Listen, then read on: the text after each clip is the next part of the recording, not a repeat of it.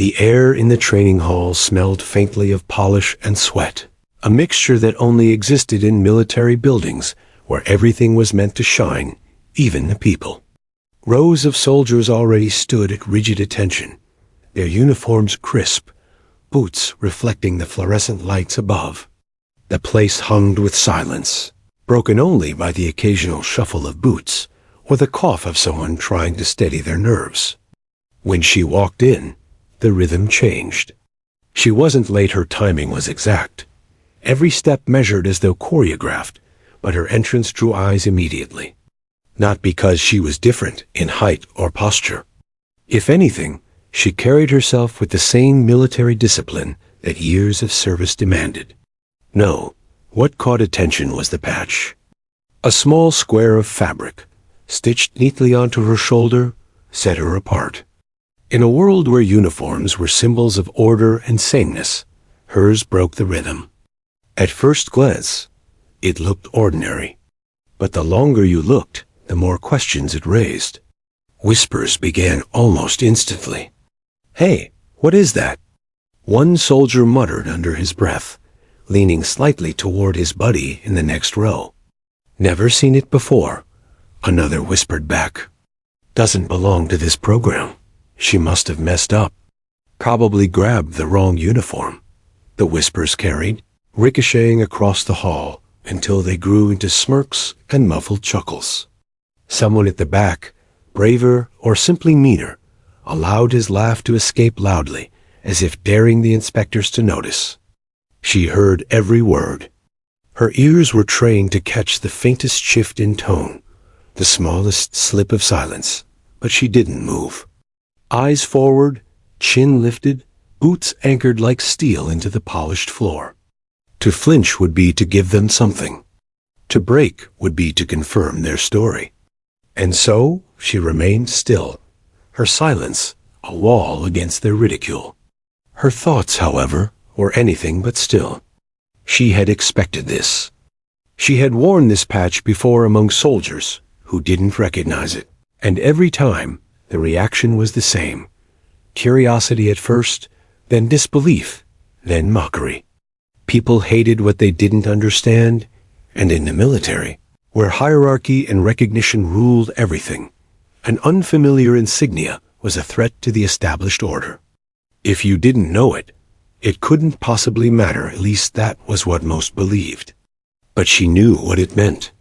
The patch wasn't earned in classrooms or parade grounds. It wasn't stitched on after a routine tour or handed out during ceremonial promotions. It was given after nights when survival was measured in seconds, when operations blurred the line between impossible and inevitable. That small square of fabric held the weight of names she would never forget, faces that had walked into darkness beside her and hadn't always returned. She carried it not as a badge of pride, but as a memorial. The whispers sharpened, cutting deeper, but she let them pass through her like smoke. Her breathing stayed slow, steady, controlled. One soldier, emboldened by the growing laughter, muttered loudly enough for more to hear. Maybe she got it off eBay. That drew another round of chuckles, poorly suppressed. Still, she didn't move. The hall door opened again, and the inspecting officers began to file in. Immediately, the room stiffened, every soldier snapping into sharper formation, as though the mocking had never happened.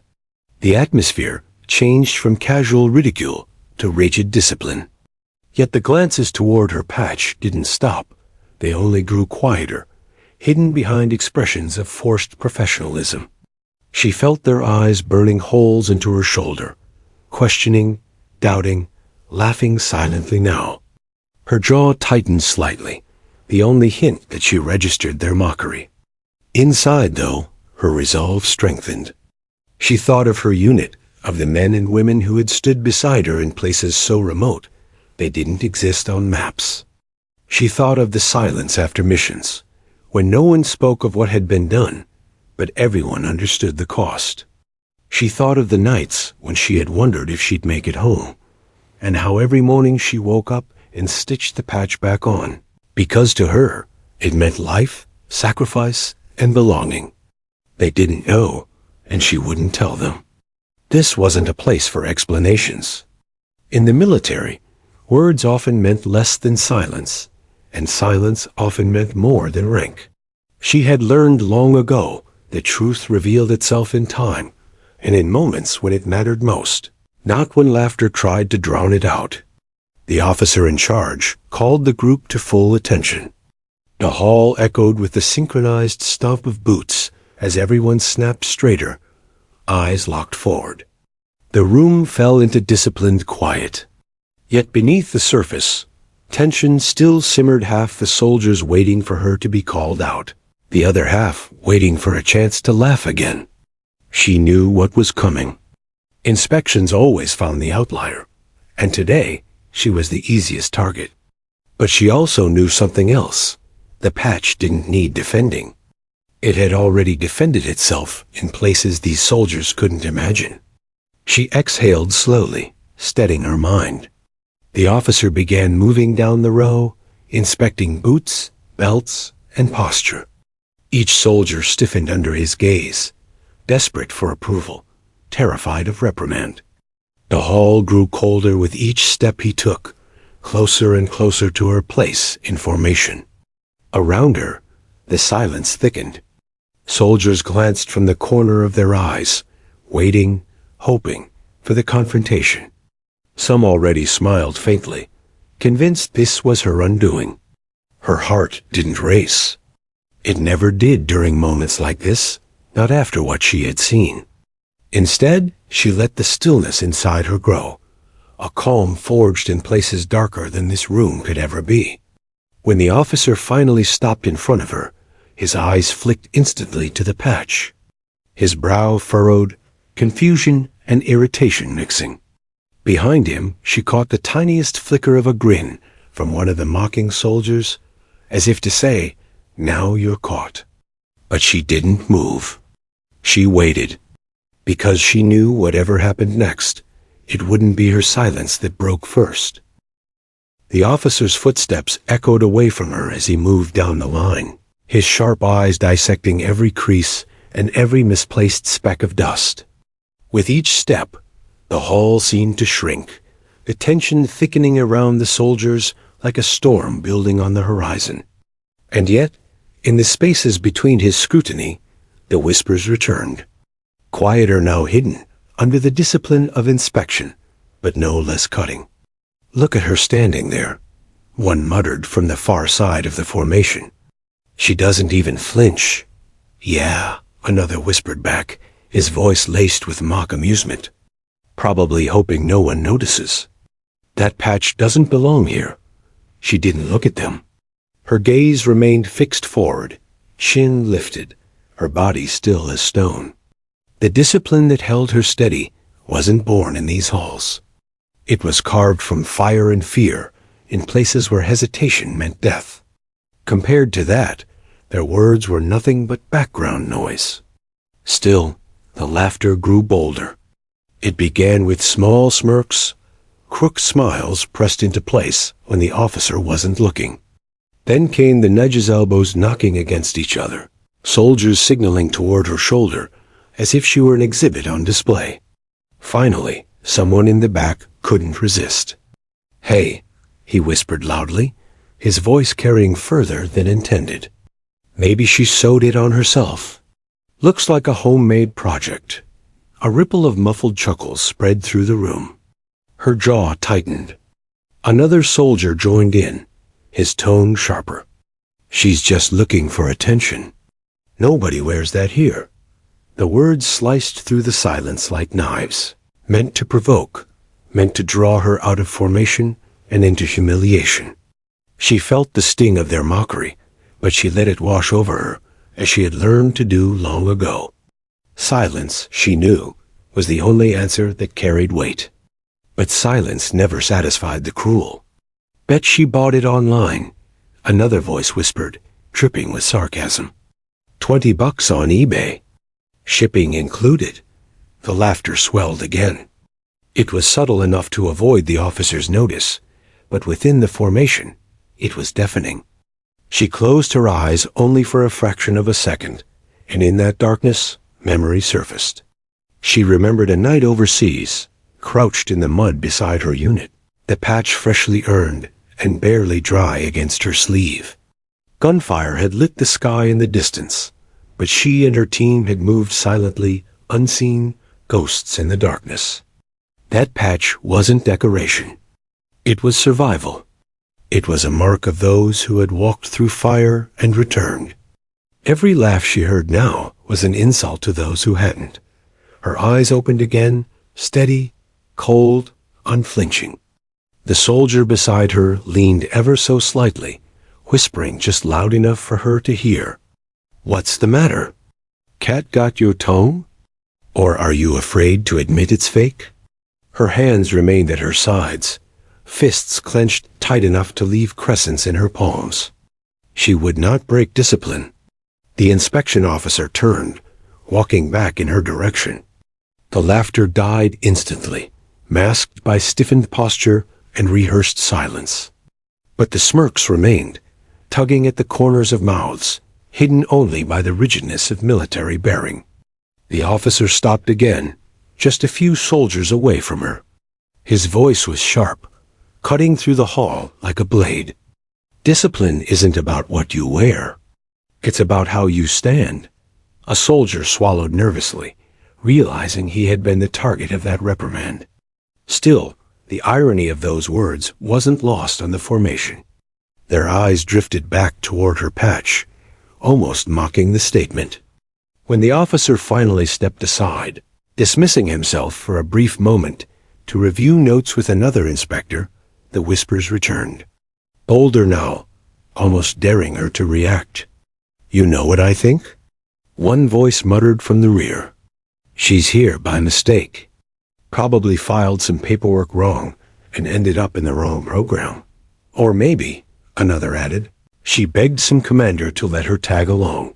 Favoritism. That's the only way she's standing. Here with us." The words burned, but she didn't move. Her silence was not weakness. It was defiance. Every second she held her ground, she robbed them of their victory. But still, they pushed harder. Imagine showing up here, thinking you belong, when everyone knows you don't. She'll get called out soon enough. Just wait. Laughter again, harsher this time, cutting deep into the silence of the hall. Her heart pounded now, not from fear, but from anger. Not for herself, but for what the patch represented. These soldiers mocked what they didn't understand, but what they mocked was bigger than her. It was the memory of missions unspoken, of brothers and sisters lost, of sacrifices buried beneath classified files and folded flags. She wanted to shout at them, to tell them they had no right, to tell them that patch had been earned in blood. But shouting would give them power. So she stood taller. The laughter eventually died, not because they had run out of insults, but because her silence made theirs feel hollow. There was no satisfaction in mocking someone who didn't break. No thrill in poking at a wall that refused to crumble. Still, beneath their laughter was something else, something they didn't want to admit. Unease. They didn't recognize the patch, but her silence, her calm under their ridicule, unsettled them. In the military, silence carried weight, and hers was heavier than they wanted to acknowledge. When the officer returned, the room snapped back into rigid discipline. The soldiers straightened again, their mocking hidden behind blank faces. But the damage was done. The tension hung in the air, thick and undeniable. She exhaled slowly, eyes still locked forward. The inspection wasn't over. The worst was yet to come. She knew the officer would stop in front of her, would question her, and the laughter would return in full force. But she also knew something they didn't. When the truth revealed itself, it wouldn't just silence their laughter. It would shatter it. For now, though, she waited, silent, steady, the patch still on her shoulder, carrying the weight of a story none of them could yet understand. The officer's boots clicked against the polished floor as he moved back toward her section of the formation. Every step felt louder, sharper, as though the building itself was amplifying the sound. The soldiers stiffened, their breaths shallow, their eyes fixed forward with military precision. Yet inside, anticipation buzzed like static. Everyone knew where he was heading. The whispers had already done their damage. The patch on her shoulder had become the invisible center of gravity in the room, pulling attention, judgment, and ridicule toward it. And now, finally, the officer would address it. The soldiers wanted a show. When he stopped directly in front of her, the silence was absolute. Not even the faintest cough or shuffle broke the stillness. His eyes narrowed, scanning her from boots to belt, then up to her chest. Everything was flawless, crisp uniform, polished gear, posture like iron. But then his gaze caught the insignia. His brows furrowed. The patch didn't belong here. Not in this program. Not in this inspection. And for a man trained to notice every deviation, it was like a spotlight had suddenly been turned on. "Soldier," he said, his voice low but commanding, a kind of tone that could slice through a wall. "Step forward." Her boot hit the floor once, the movement sharp, precise, practiced. She now stood half a step in front of the others, her eyes locked straight ahead. The officer circled her slowly, like a predator studying unfamiliar prey. His expression betrayed a mix of irritation and curiosity. When he came back around to face her, he tapped the patch with the tip of his pen. "What is this insignia?" he asked flatly. The air behind her shifted. She didn't need to look to know that smirks were spreading again. The soldiers had been waiting for this. Some had probably been dreaming of it since the first chuckle. The officer had noticed. Now came the moment they expected her to stumble. Her voice was steady, measured, free of hesitation. "Temporary assignment under a classified directive, sir." The silence deepened, heavier than before. Some soldiers bit the inside of their cheeks to stop from laughing outright. Others dared not move, but their eyes widened slightly, as if to say, "She really said that?" "Classified directive?" the officer repeated, his voice edged with disbelief. "Yes, sir," she answered. No more, no less. Behind her, the dam broke. Not openly, not enough to be punished, but in muffled coughs that disguised laughter, in shoulders twitching with suppressed amusement. The idea of a soldier in their program claiming classified status seemed absurd to them. They didn't understand that secrecy wasn't a boast, it was a burden. The officer stepped closer, his eyes narrowing further. "This program is joint forces. Every patch here is documented, verified, and cleared through command. This," he tapped the insignia again, "is not. Explain." Her jaw tightened, but her eyes never wavered. "With respect, sir, I am not authorized to disclose further details."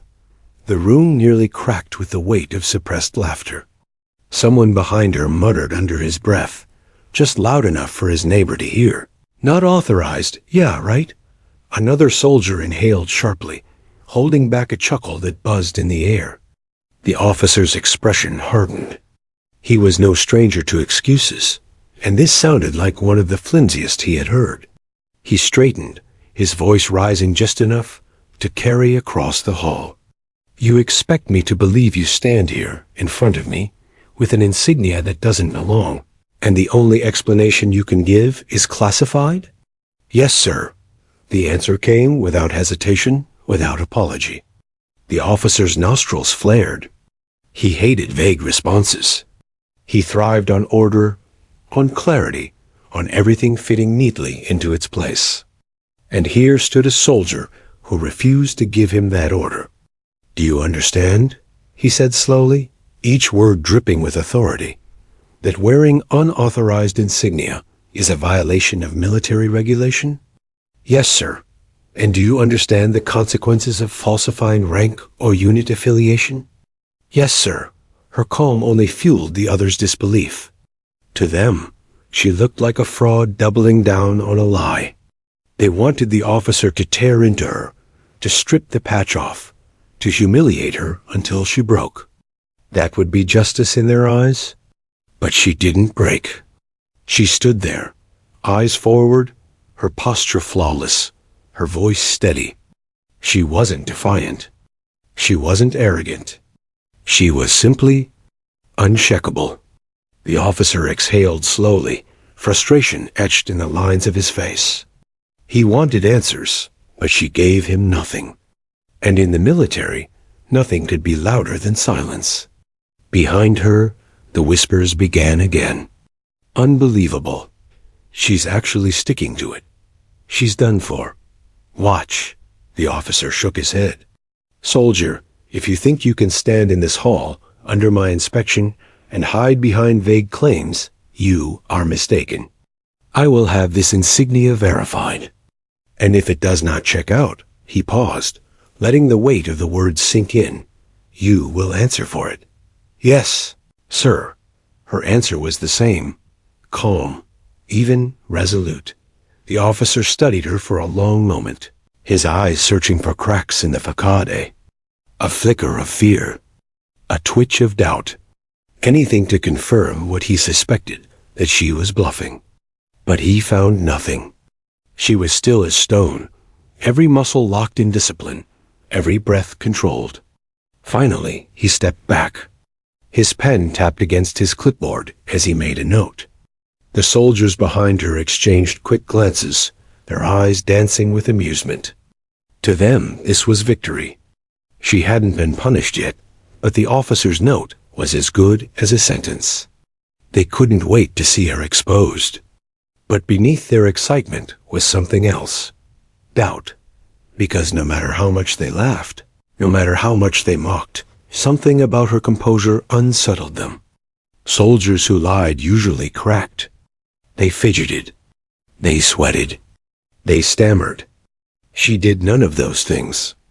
And that silence, the same silence they ridiculed, began to gnaw at the edges of their confidence. The officer turned sharply and moved down the line, continuing his inspection. But the damage had been done. The room buzzed now, filled with unspoken questions. Was she lying? Or was she exactly who she claimed to be? The whispers would continue. The laughter would not stop. But for the first time, unease lingered beneath it. Because her silence had planted a seed. And soon, that seed would grow into something that shattered every doubt in the room. The air in the hall was already heavy, thick with the residue of whispers and mockery, when the doors swung open. At first, it was just sound, the sharp metallic groan of hinges, the echo of boots against concrete. But then the figure stepped in, and the room seemed to contract around him. He was not tall in a way that demanded attention. He wasn't adorned with glittering medals or gaudy ribbons. But his presence was unmistakable like gravity, pulling every eye toward him. The SEAL commander. Whispers had trailed his reputation for years.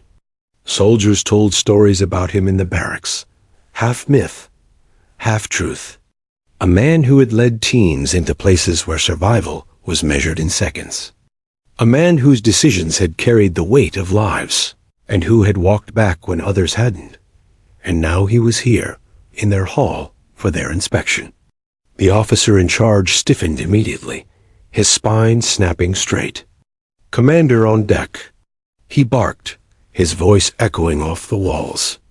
The soldiers responded in unison, their boots slamming into the floor. Sir, silence followed. The commander's eyes swept the room, sharp and unyielding, like a hawk circling prey. He said nothing at first. He didn't have to. His silence carried more weight than any words. Soldiers who had moments ago been smirking now clenched their jaws, afraid even to breathe too loudly. He moved slowly, deliberately, scanning each row. His steps were measured, the kind that made the sound of leather on concrete feel like a drumbeat in the chest. When his gaze finally settled on her, the air changed. She felt it instantly. His eyes weren't confused or dismissive. They were searching, recognizing. The kind of look one soldier gives another when they've walked in the same shadows. The mocking soldiers noticed it too, though they didn't understand. Unease rippled through the formation. The commander stopped. Just a few feet away, his boots planted firmly, his arms folded behind his back. For a long, heavy moment, he said nothing. He simply studied the patch. The silence stretched. Every soldier in the hall could feel the weight of it. The officer shifted nervously, his jaw tightening. He had already questioned her. He had already marked her as a problem. And now the commander's presence threatened to rewrite the entire script.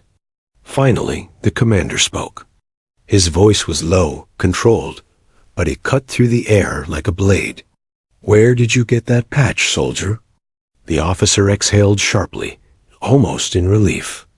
At last, he thought, the matter would be addressed. The mocking soldiers straightened slightly, expecting her to stumble, to repeat her unbelievable claim of classified assignment. They were ready to enjoy the moment when the commander himself stripped her bare. But her answer came the same as before. Temporary assignment under a classified directive, sir.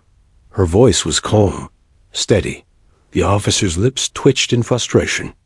He was ready to jump in, to expose her, to save the commander the trouble. But the commander raised a hand slightly, silencing everyone. His eyes never left the patch. The room held its breath. Then, without warning, the commander took a single step forward. He was close now, close enough that she could see the fine lines around his eyes, the weight of years carved into his face. Close enough that the soldiers behind her could sense his recognition. His hand lifted, not to rip the patch away, but to touch it lightly with his finger. For a soldier like him, touch was language. The brief press of his finger against the insignia said more than words. He wasn't questioning it. He was confirming it. And then he spoke, his voice steady, carrying across the hall. "This patch," he said slowly, "outranks yours." The words struck like thunder. Shock rippled through the formation. The soldiers who had laughed fell silent instantly, their smirks erased as if wiped clean. The officer's pen froze against his clipboard. The mocking whispers died before they could form. The commander straightened, his eyes sweeping across the room. His tone hardened, sharp now, meant for everyone. "While you sit here questioning what you don't understand, this insignia has stood in places you'll never see. It has carried the weight of missions you'll never hear about. Men like me." He tapped his own chest. "Owe lives to soldiers who wear this patch." The silence that followed was suffocating. No one dared move. No one dared speak. The soldiers who had ridiculed her felt the sting of shame burning their cheeks. They had mocked not just her, but the legacy she carried. The officer tried to swallow his discomfort, his throat dry. He wanted to speak, to salvage authority, but the commander's presence made it impossible. She, however, did not move, did not gloat, did not even allow herself the smallest flicker of satisfaction. She stood the same as she had when the laughter rang in her ears, silent, steady, unshakable. The commander studied her one last time. In his eyes, she saw acknowledgement, not the kind given freely, but the kind earned in blood and silence. Then he stepped back. "Carry on," he said simply. The officer snapped a salute, his voice tight. "Yes, sir." The commander moved down the line, continuing the inspection, but the hall was no longer the same. The soldiers who had mocked her moments ago now stood stiff, their eyes fixed forward, ashamed to even glance her way. For the first time since she had walked in, the weight shifted. The ridicule was gone. Respect heavy, unspoken, undeniable hung in its place. And she knew then, silence had done its work. The truth had spoken for her. The silence that followed the commander's words was unlike any before. It wasn't the nervous pause of inspection, or the awkward hush after laughter died. It was heavy, reverent, almost suffocating. Every soldier in the room felt it pressing against their chest. The commander lingered in front of her for a moment longer, his gaze steady, not as a superior looking at a subordinate, but as a warrior acknowledging another. Then, as if he'd made a decision, he turned sharply toward the formation. "Do you even know what this insignia means?" he demanded. The officer in charge stiffened, his mouth opening, but no sound came. The soldiers behind him glanced at one another, confused, unsure if answering would dig them deeper into trouble. The commander's jaw tightened. "Of course you don't." He paced a step to the left, then back to the right, his hands clasped behind him. His movements were slow but deliberate, like a man pulling memories from a place he didn't visit often. "This patch," he began, his voice lower now, but carrying easily across the hall, "belongs to a unit most of you will never read about in any manual, and you'll never find on any recruitment poster. They don't march in parades, and they don't ask for applause. But they are there, always there, when the mission is too delicate for headlines and too dangerous for mistakes." Murmurs stirred in the ranks, quickly silenced by the commander's glance. He turned back toward her. "Soldier, state your attachment." She spoke without hesitation, her voice steady. "Joint Task Detachment, sir. Signals and forward reconnaissance support for Tier 1 operations." The commander nodded once. "Exactly." Now his eyes returned to the formation, sweeping across the soldiers who had laughed at her just minutes ago. "Do you understand what that means? While you were sitting in classrooms learning drills, this unit was forward deployed, setting the stage for missions you only read about in sanitized reports. While you were laughing at a patch, this insignia was on the ground, calling in strikes, intercepting comms, and keeping men like me alive when everything went wrong." The officer shifted uncomfortably. He knew the commander's words weren't exaggeration. The commander's tone hardened, every syllable a blade. "I was in the Hindu Kush 3 years ago. My team was pinned down on a ridgeline, ambushed by fighters who outnumbered us 3-1. We were running low on ammunition, and our comms were fried from interference. We thought we were done. The room was frozen now. Even the mocking soldiers leaned in, compelled despite themselves. Then, through that stag, came a voice, calm, precise. A soldier on a secure channel relaying enemy positions we couldn't see. They had eyes where we had none. Every coordinate they called out was exact. Every move we made under their guidance was the difference between surviving and being buried on that ridge."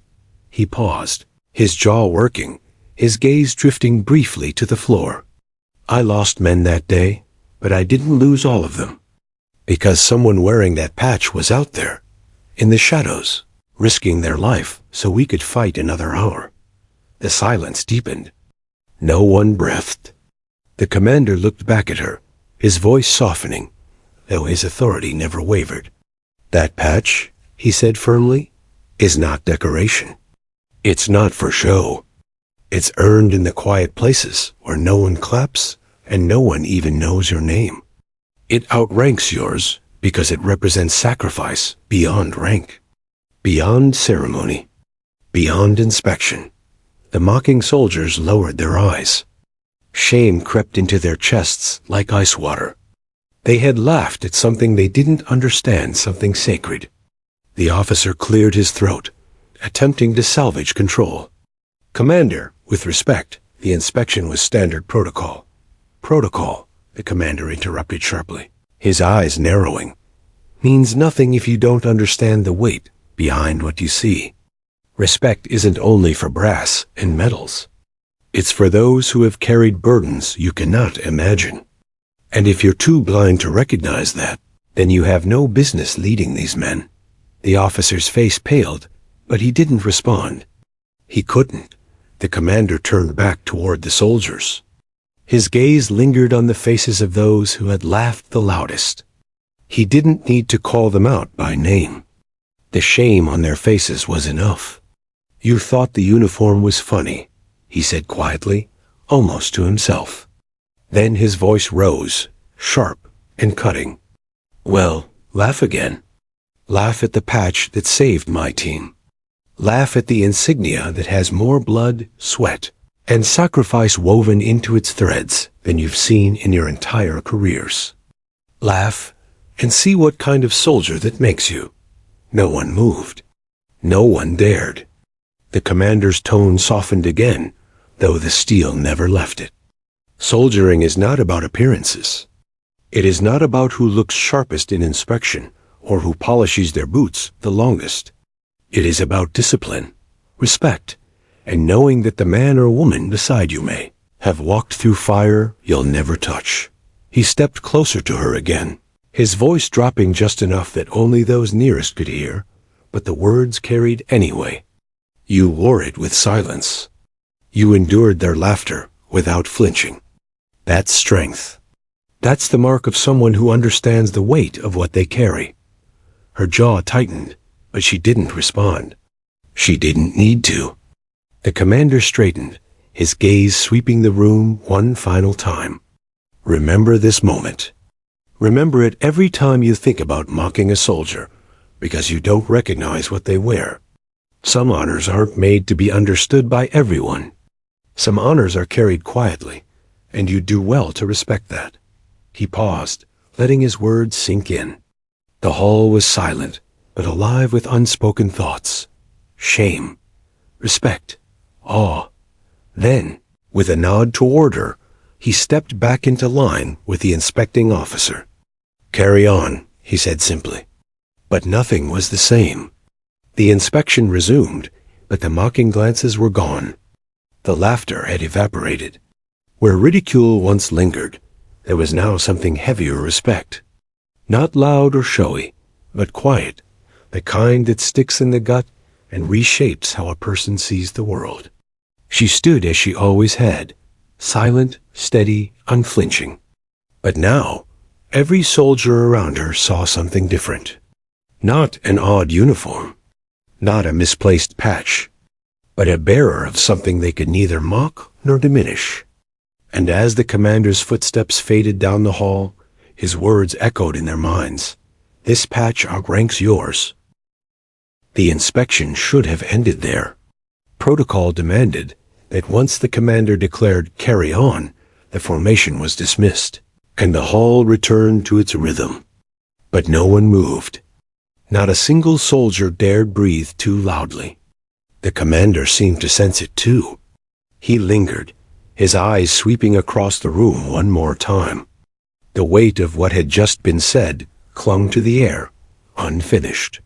He turned back toward the officer, then toward the rows of soldiers, his voice low but deliberate. You still don't understand, he said. You've heard the words. You've felt the sting of shame. But you don't yet understand what that patch means. The officer looked uneasy. He shifted his weight, but said nothing. Even he knew that when the SEAL commander chose to speak, interruption was a dangerous game. The commander clasped his hands behind his back and began to pace again, his boots echoing against the concrete floor.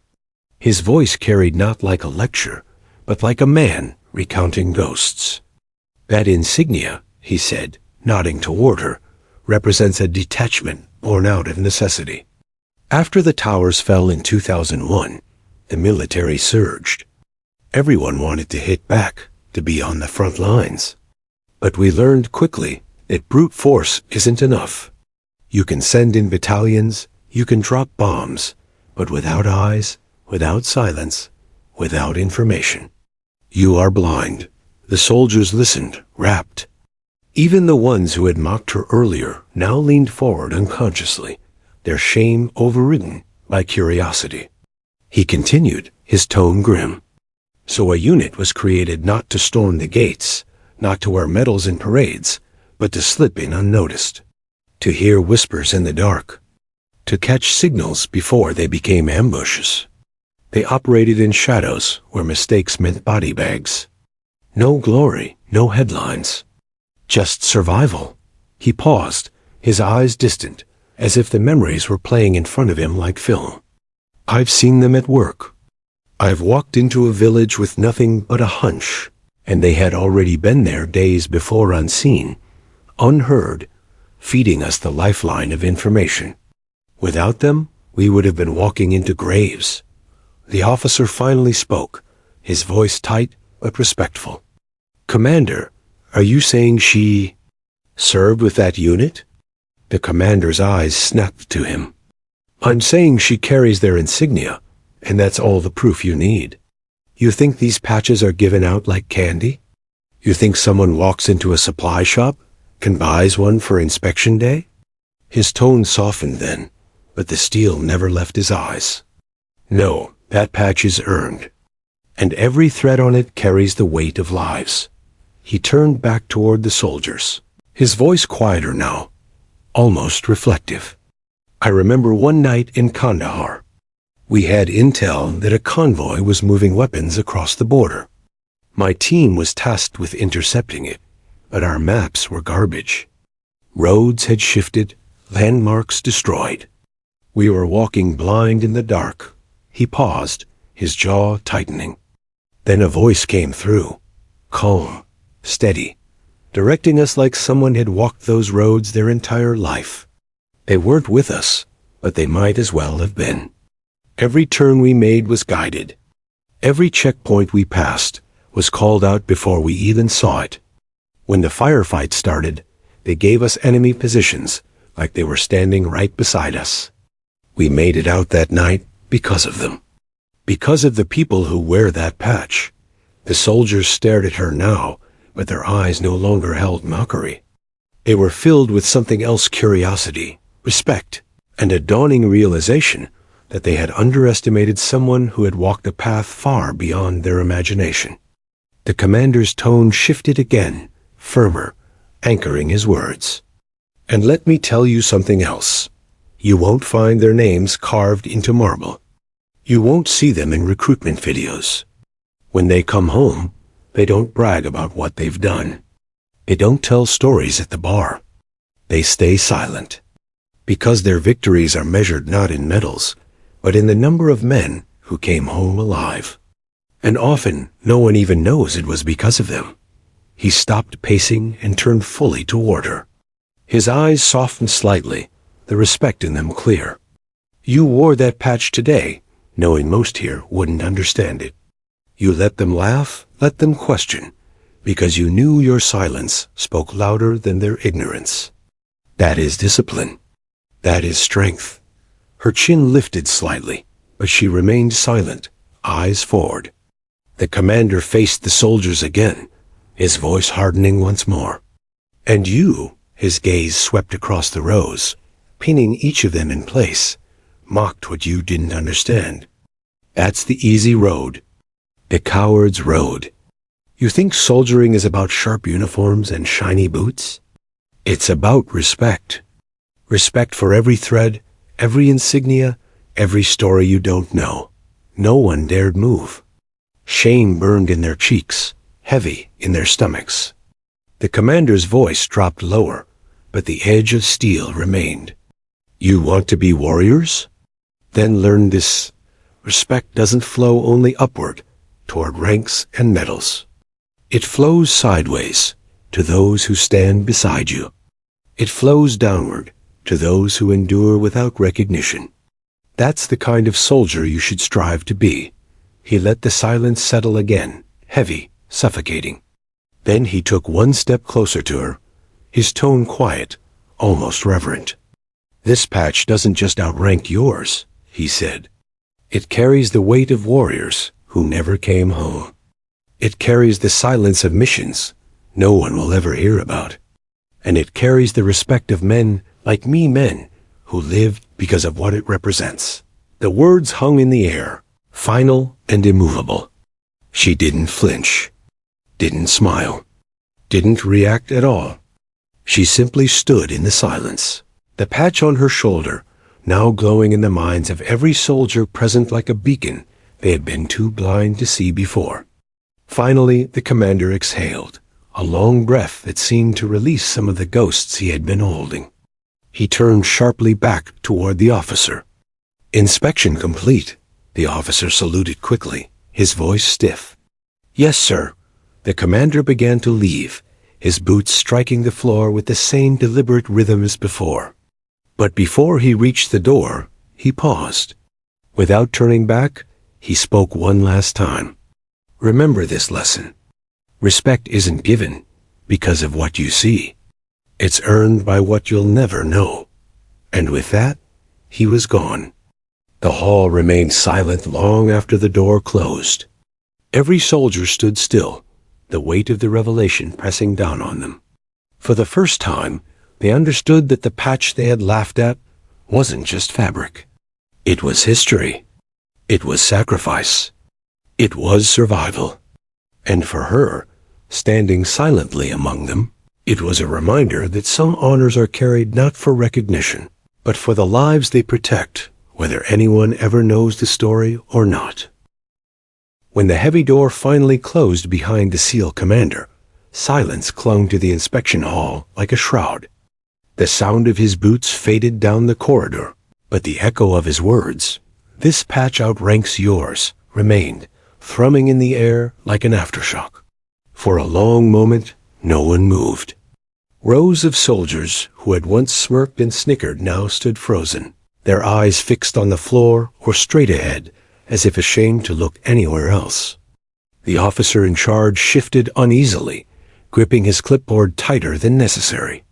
He cleared his throat once, but even he seemed unwilling to speak, as if any sound might shatter the fragile weight pressing down on the room. She stood as she had from the beginning, straight-backed, eyes forward, silent. But everything around her had shifted. The laughter that had once pierced her composure was gone, replaced by something heavier, the quiet, reluctant respect of men and women who now knew they had mocked something far beyond themselves. The first crack in the silence came from the far end of the formation. A soldier, one of the loudest voices during the earlier laughter, shifted his weight, then cleared his throat awkwardly. He didn't turn his head, didn't break formation, but his voice carried low across the room. "Ma'am, respectfully, I was out of line." The words were clumsy, barely more than a whisper, but they landed with the weight of confession. Heads turned slightly, subtle glances flicking toward her, then quickly away. Another voice followed, this one steadier, though tinged with shame. "Didn't know, ma'am. Shouldn't have judged." The officer's pen faltered against his clipboard.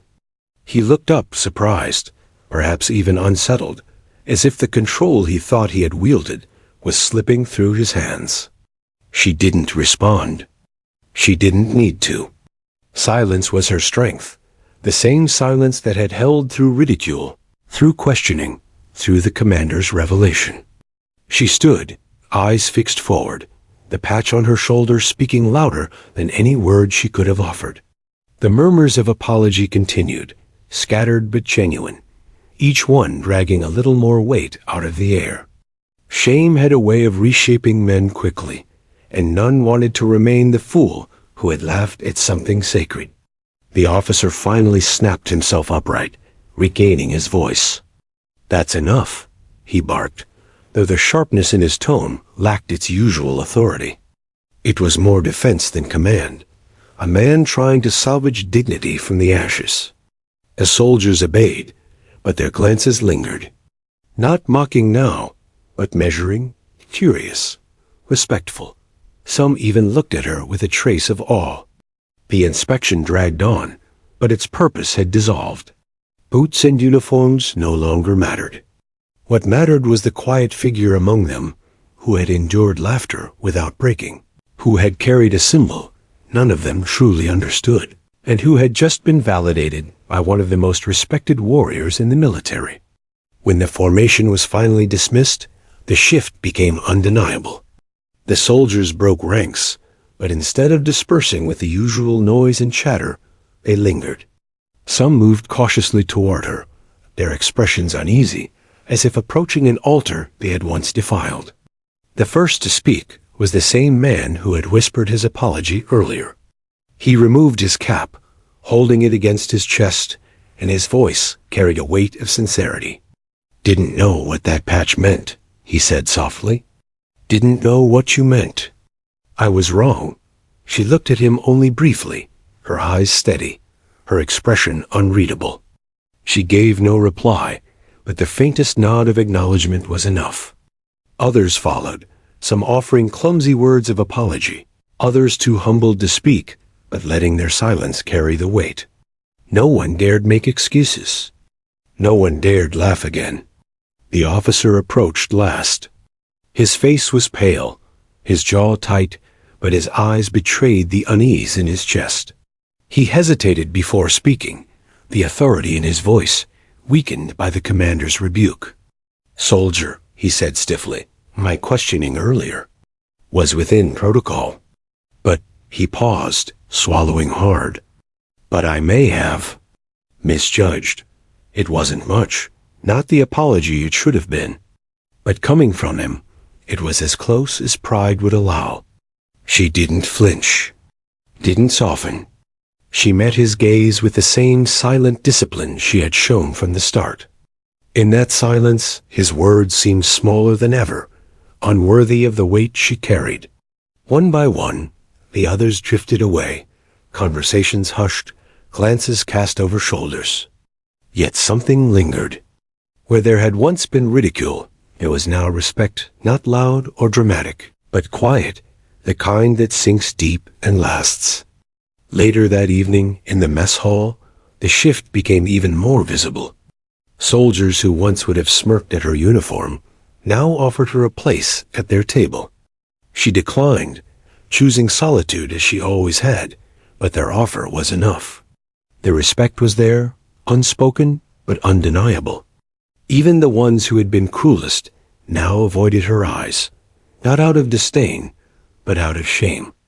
They couldn't meet the gaze of someone they had ridiculed, only to discover she carried something greater than their own pride.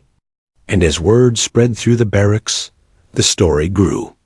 Soldiers who hadn't even been present heard whispers of the inspection, of the SEAL commander's arrival, of the line that silenced an entire hall. "This patch outranks yours."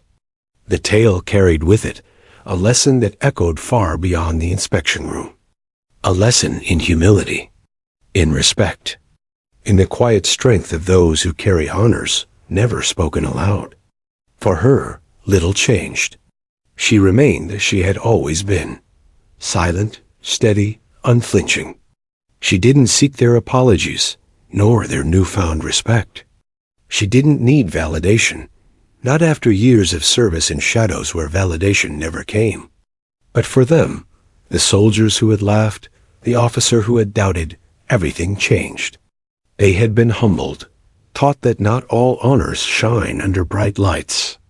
Some glimmer in silence, unseen, carried only by those strong enough to bear them. And so the shift was complete.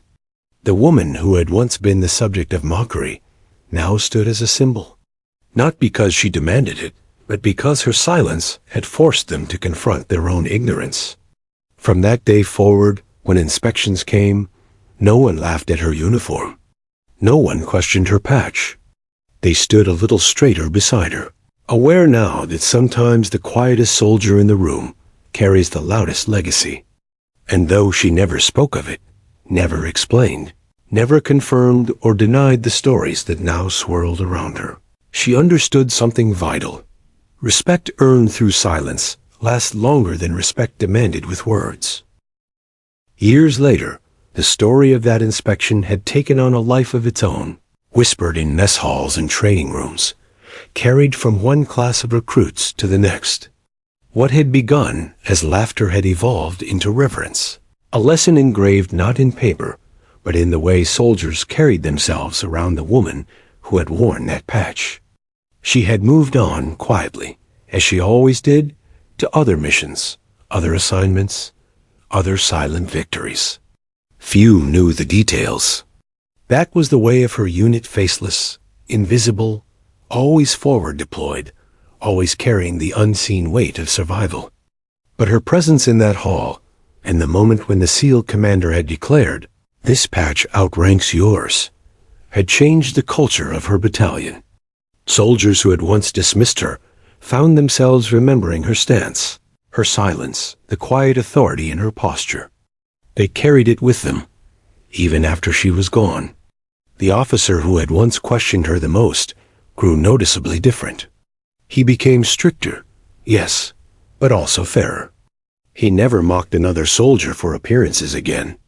When recruits laughed at patches they didn't understand, he paused them, reciting the story in a low, serious tone, his voice trembling just slightly with the memory of that inspection. "You will not mock what you do not understand," he would say, "and you will learn to recognize strength even if it comes silently."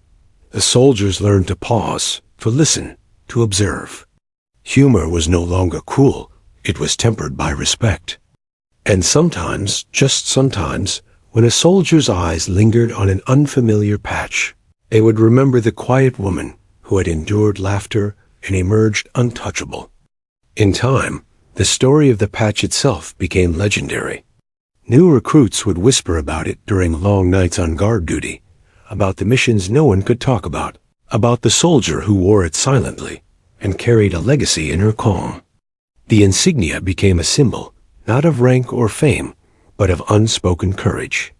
She herself never claimed recognition. She never sought applause or admiration.